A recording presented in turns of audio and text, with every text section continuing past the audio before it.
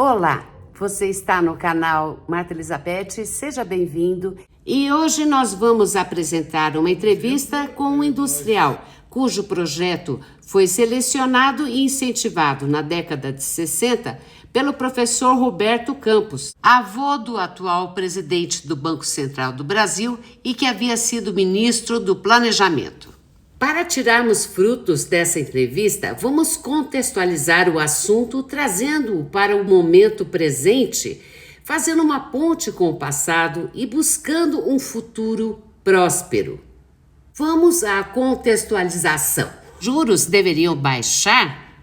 Mas cadê o programa de governo? Quando um governo tem programas de incentivo aos setores economicamente produtivos, a baixa de juros pode acontecer de maneira natural, mas quando o governo quer tomar para si as rédeas da política de juros, sem dar conhecimento aos atores econômicos de como e quem poderão ser os mais beneficiados com a baixa de juros forçada, a pulga pula para atrás da orelha. Talvez esta seja a principal razão para que se tenha votado a favor da independência do Banco Central em nosso país. A sociedade pagou caro, sofreu muito com tabelamentos de preços e outras tentativas frustradas de segurar a inflação galopante na década de 80 com o presidente Sarney. Nessa época, sofri muito ao lado do meu pai industrial. E se não aplicássemos o dinheiro todas as noites, no dia seguinte ele comprava muito menos. Mas mesmo antes, quando a conjuntura da economia mundial nos levou à crise do petróleo, na década anterior, década de 70, já era possível entender que a taxa de juros tem a ver com o cenário externo também. Voltando aos dias de hoje, pouco depois do 8 de janeiro de 2023, em Brasília, cujas investigações requerem agora sigilo imposto pelo Executivo, é revelado o quarto maior rombo bilionário em empresa brasileira. Um dos donos dessa empresa se dedica paralelamente a auxiliar na formação de novos políticos. E então o atual presidente do país bate o pé por baixas taxas de juros. Quem nunca esteve à frente de um gerente ou presidente de banco com a responsabilidade de encontrar capital de giro para continuar a vida da empresa, pagar a folha de salários, pensar em manter o preço das ações, dificilmente se dá conta de que o barco afunda se houver furo no casco. O tema é bastante complexo para matar em um vídeo só. Mas com toda a certeza, se quem produz as ferramentas para que os governos tenham dinheiro não for ouvido, não há como os governos terem sucesso econômico e muito menos de um presidente pegar nas chaves do cofre de um banco central. Foi assim que resolvi fazer a entrevista com o industrial Klaus Nixdorf, meu pai, que me deu a chance de aprender tudo isso que compartilhei com vocês até então. E vamos a ela, a entrevista. Nós estamos em Londrina, onde meus avós moraram na primeira casa do centro da cidade. Em 1932 vieram, abriram as matas aqui no norte do Paraná e aqui ao meu lado está Klaus Nixdorf, meu pai, que tem a mesma idade do município de Londrina, 88 anos, e que casou com a minha mãe, neta de poloneses, e montou um dos primeiros complexos de agronegócios do Brasil. Então nós vamos bater um papo rapidinho com o meu pai, tentando saber como que um empresário deve fazer quando seus negócios não estão muito bem e as ações estão na bolsa de valores. Pai, você pode explicar como você resolveu quando você tinha as ações na bolsa, enfim?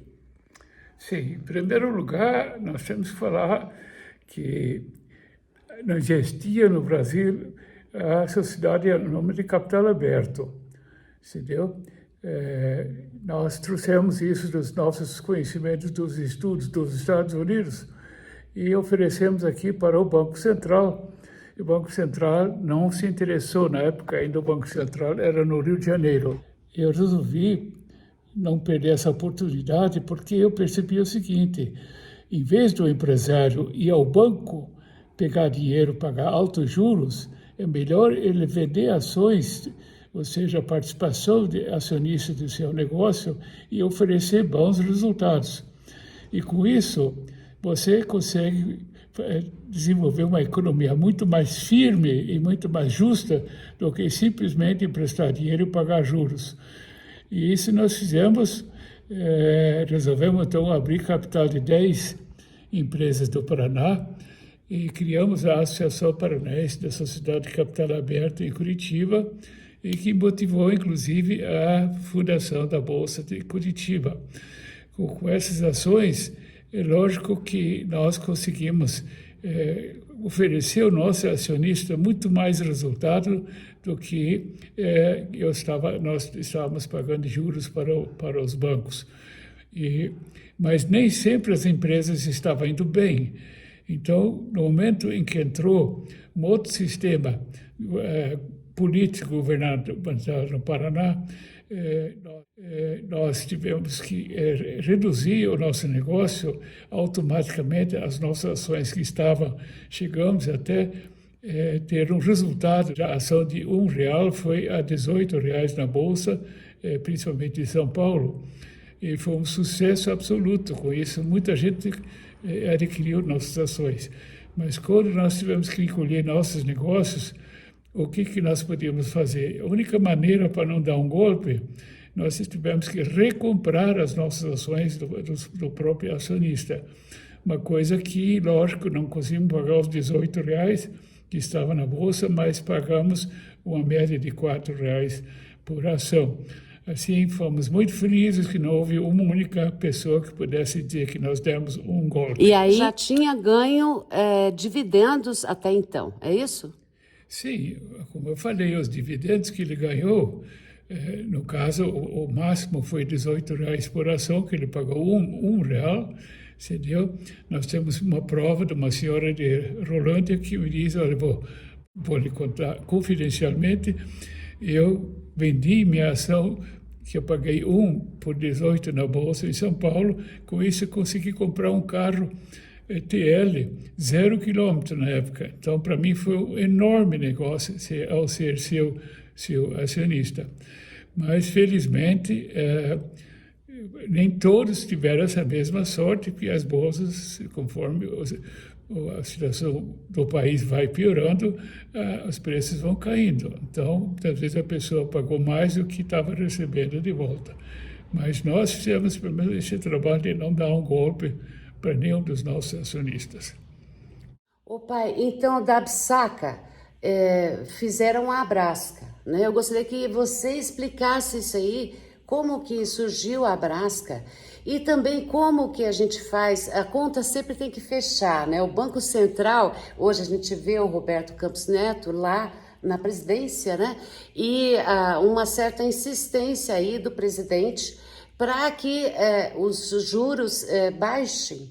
Então, a gente vê que é muito importante essa relação das empresas com a política, empresários têm que entender da política, é mais ou menos assim? Sim, perfeitamente. Vamos explicar por que nasceu a Abrasca. Quando a Absaca do Paraná teve um sucesso muito grande, se chamou a atenção de muita gente, até do exterior. Veio o presidente da Associação da Sociedade de Capital Aberto da Argentina à procura do colega dele do Brasil. Mas, ao chegar no Banco Central, o Banco Central disse, nós não temos aqui uma associação brasileira. Nós temos um alemão lá, eles me chamam de alemão, um alemão lá do Brasil, de Londrina, que criou a Absaca e que está tendo bom resultado. Aí ele veio, me procurou e nós trocamos muitas ideias. Mas isso chamou a atenção do Banco Central. Falou, poxa vida, nós estamos perdendo uma oportunidade. Aí, finalmente, o Banco Central se interessou e nos convidou para ir a São Paulo com mais outros empresários a criar a Abrasca, ou seja, a Associação Brasileira da Sociedade Anônima de Capital Aberto. Isso foi tão importante que o Mário Garneiro, um empresário muito conhecido hoje em São Paulo, do Banco Brasil Invest, ele criou um seminário em Salzburg, na Áustria, para atrair investidores para cá. E para isso nós tínhamos que oferecer bons negócios. E nós fomos então convidados para, com 4 ministros e também o presidente do Banco do Brasil e o Banco Central, irmos junto a Salzburg, se deu. E foi um sucesso absoluto, aparecer mais de 2.000 empresários do mundo todo interessados em investir no Brasil. E esses investidores todos foram criados para vários estados, inclusive os do estado do Paraná. Nós também auxiliamos para que trazer eles para cá. Nós levamos as maiores indústrias para Curitiba e as menores para aqui para o norte do Paraná. Como exemplo, nós ajudamos a fundar a cidade industrial de Curitiba e levamos para lá, então, com auxílio do BADEP e também do governo do estado, as indústrias como a Volvo, a New Holland, antigamente chamava Clayson, levamos para lá a Krone, etc., e trouxemos para o norte do Paraná as menores, como a Conskilde, a Theodorville, a KVS, etc. Tudo isso realmente foi um sucesso, e houve, na época era o sistema de regime militar, e esses presidentes eles incentivavam muito o empresário a se instalar e a produzir. Não podemos negar de forma nenhuma que foi a melhor época da nossa vida como empresário no norte do Paraná, no Paraná e no Brasil em si. Ô pai, a gente vê que tem hoje empresários que financiam campanhas políticas de representantes do povo, deputados. Você concorda com isso? Acha que está certo? Não, por favor, não façam isso. Porque cada candidato que recebe um patrocínio de um particular, de uma empresa ou de uma pessoa, entendeu? Fica de rabo preso. Não dá resultado nenhum. É melhor ele ou usar o dinheiro dele, entendeu? Ou, eventualmente, o que o governo destina para ele para a sua campanha. Isso é extremamente importante. Agora, uma outra coisa eu quero dizer para quem está nos assistindo, eu cometi um grande erro na minha vida. Como eu iniciei meus negócios e eles cresceram muito rapidamente, eu nunca tive tempo para a política. Então, foi um erro. No fim, o que aconteceu? Eu votei nos piores candidatos que a gente sabe hoje, por exemplo, o Fernando Henrique, o Lula, a Dilma, etc. Por quê? Porque eram conhecidos. Então, hoje, graças às redes sociais, todo brasileiro está muito mais por dentro e nunca votaria mais num candidato que não fosse realmente de primeira linha no seu entender. Bom, então vamos tentar traduzir tudo para o alemão e fazer esse vídeo circular pelo mundo, pai? Ok, eu estou disponível para isso. Felizmente, como eu nasci de pais alemães, eu aprendi o alemão desde pequenininho, né? Não na escola, mas em casa. Portanto, tanto alemão como inglês, que eu aprendi nos meus estudos nos Estados Unidos. Eu aprendi também o francês, fui até professor de francês. E o espanhol, porque eu viajei várias vezes pelas Américas, eu aprendi também o espanhol. Então, eu me considero muito feliz, rico em línguas, entendeu? E sugiro para todo mundo, por favor, aprendam pelo menos uma ou mais línguas a mais. Auxilia muito nas suas viagens pelo mundo. So, danke schön und wir sehen uns bald wieder. O próximo vídeo é em alemão. Obrigada. O like ajuda para que o YouTube entregue este vídeo para mais pessoas. Obrigada.